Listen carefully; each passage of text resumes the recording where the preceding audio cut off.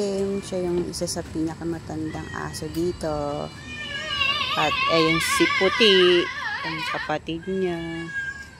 Silang dalawa ang pinakamatanda dito. Oh. Ayan na ang parada ng mga pusa at saka ng tuta.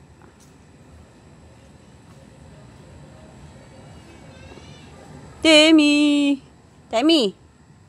Ayan o, mga 12 years old na siya. Medyo malabo ng mata niya. Pero yung kapatid niya, ayun, mas malakas pa.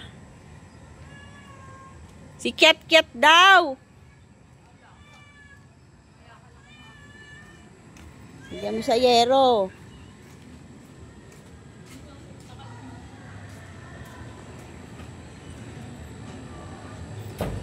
Temi!